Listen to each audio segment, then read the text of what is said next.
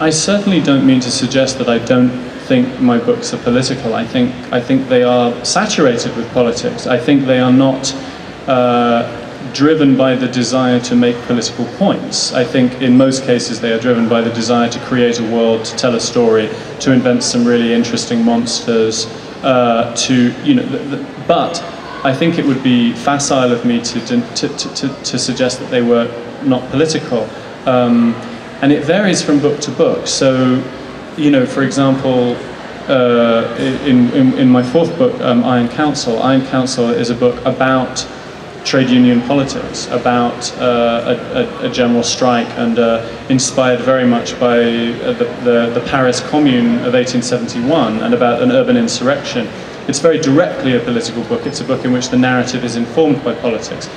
But it is also, and has to be, a narrative. It has to be that somebody who has no particular interest in or sympathy for the Paris Commune will still find it an exciting story. And I think you can have it both ways. I don't think that's a problem there. And I think The City and the City is a very political book. It's a book about the nature of juridical borders, of national cultures, of taboos, and the psychology of taboos, that sort of thing. I think there's an enormous amount of politics there. There is a line for me at which sort of explicitly, books which are written to make political points. I may really admire the politics, but I may also not really enjoy them as novels. And it's interesting, 1984 is never a book I have been in love with. Animal Farm I loved until I realized it was an allegory for the Russian Revolution, at which point, when I thought it was about talking animals, I was all over it. But then I started, so there is a line at which, one of the few things I have ever agreed with Tolkien about is he has a phrase where he says, I have a cordial dislike for allegory. And I too have a cordial dislike for allegory, because I like fiction that believes in itself. And my point is that I think you can have it both ways. I do think my books are political, but I don't think they're allegorical, and I hope that the politics does not come at the expense of a narrative and of an affect and an emotional tenor. Alors ce qu'on est évidemment infuse dans notre littérature, donc ce qu'on pense aussi politiquement, ce qu'on vit forcément, et là je reprends Marx, l'homme dépend de son environnement. En l'occurrence, vous avez disons une enfance particulière, vous aviez 2 parents hippies, vous êtes parti très jeune au Caire, et j'ai lu aussi que le Caire, cette espèce de mégapole monstrueuse, vous a inspiré justement New Crobuzon, la ville de la nouvelle Crobuzon, donc on trouve dans Perdido Street Station. Ça vous confirmez?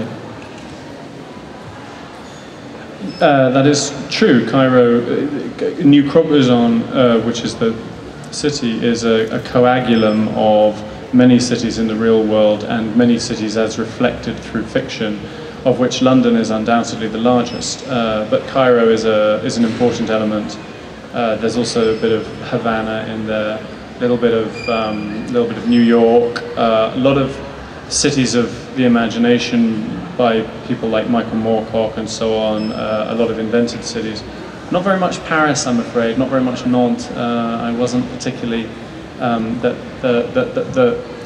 the French urban tradition has not been one in which, that has resonated particularly loud with my soul. I don't know why, I'm not making any attacks, but it was never something that, except in the history. When I started reading about Paris in the 19th century, then it changed a bit. But that was too late. That was after.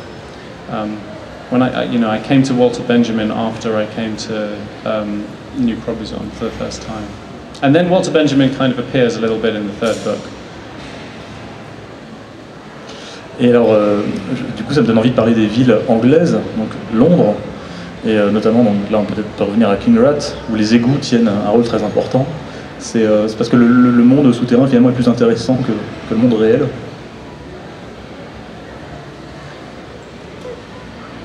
Well, there's a long tradition within fantastic literature of what is below the ground, literally and metaphorically. Also, for me, the advantage of the sewers is not just that it is the advantage of the sewers. There's a phrase I must try and reuse. The advantage of the sewers is not just that it is below the ground, but that it is literally full of shit. It's full of refuse, and I like the culture of the discard, the thrown away, the rubbish, and in various books this comes up, and in London, the children's book, it's very prominent, this idea of sort of insurgent rubbish. Yes, but that notion of the city below is one that has resonated for many writers for a very long time, I think. La ville, évidemment, on a beaucoup d'auteurs qui utilisent la ville comme un personnage à part entière. Je pense notamment à Borges. J'ai en lisant donc à droite à gauche des interventions de vous, donc on revient un peu aux influences, on parlait de Pic ou autre. Je vous ai jamais entendu parler de Borges. C'est un auteur que vous avez lu ou au contraire qu'il vous le reste à découvrir? Sorry, are we talking about Borges? Yeah, Borges. Oh, yes, Borges, sorry, I was confused about that. Yes. On pourrait le faire avec l'accent espagnol, mais ça serait très ridicule, donc ok. Yes, no, Borges is a very big influence on me. In fact, the short story collection I have, which I don't think which is not in French, there is a novella at the end of that called The Tame, which is directly inspired by Borges. There's a passage from the Dictionary of Imaginary Beings where he talks about a race of animals that live within mirrors, and that is the peg for that story.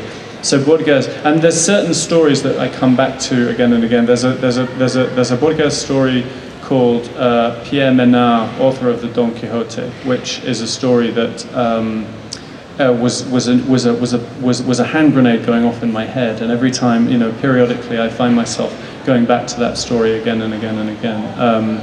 And there is, I think, possibly somebody in the audience knows, I don't know. There is in the is it Document, the journal that Bataille put out? Oh, oui. There is an article that is signed, one article by somebody called Pierre Menard, and I've never been able to work out whether this was a real person or whether Borges was referring to that or whatever. But yes, so Borges does haunt me as he haunts a lot of writers, I think. Vous venez de me poser une colle, je ne sais pas si Borges, je sais pas on va dire, a rencontré Bataille, mais ça serait effectivement intéressant de vérifier tout ça. Ce rapport que vous avez avec justement toutes ces influences littéraires donne un côté extrêmement dense à votre œuvre. Vous le disiez tout à l'heure, les gens qui aiment justement les œuvres denses adoraient ce que vous faisiez, et puis ceux qui justement ne sont pas plutôt n'aiment pas tellement ça, et bien détestaient ce que vous faisiez. Vous avez conscience quand même de débouler dans un paysage assez calme avec des livres qui sont vraiment radicaux, qui sont flamboyants. Enfin, vous avez une place à part dans le paysage de la science-fiction au sens large mondial.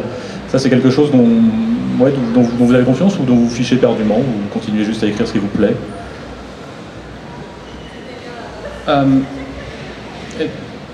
I don't think it's. I think often writers are the worst people to be aware of what it is they are doing. I mean, I can talk about the stuff I'm trying to do, and I can talk about the stuff that interests me. But there is something that gets me very impatient, which is when writers, for example, respond to critics and criticism and interpretation of their work by saying, "No, that is not what I meant." And I always think, why would I care what you meant? I mean, that's the least interesting thing about your book I can possibly imagine.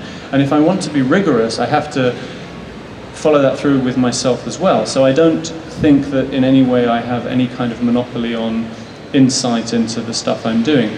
I'm happy if people think the books are radical and interesting and so on, of course, but I don't think, it's by no means unusual to be interested in texturing the worlds you create with a kind of palimpsest of references and so on. And one can think about writers, from Pynchon does this all the time, and one of the ways in which there is a kind of literary crossover with pulp culture and with geek culture is that those of us within geek culture are voracious archivists. There is a fantastic sense of the history of the field, which means that, which is one of the things I think that distinguishes a mainstream readership from a genre readership, which is that you can put in a little one-line reference and a disproportionate number of your readers will know that you're talking about a particular short story that was written in 1946, which itself was a riff off something, this can become a rather nerdy hall of mirrors, but at the same time it can also create a really exciting sense of a kind of millefeuille of texts, and all texts are kind of built up like that. So I'm evading your question because I don't think I'm the right person to say, this is what I'm doing with the text. But certainly that kind of thinking of layering is what gets me excited as a writer, yes, and as a reader as well. I like it in the books I read as well. Alors,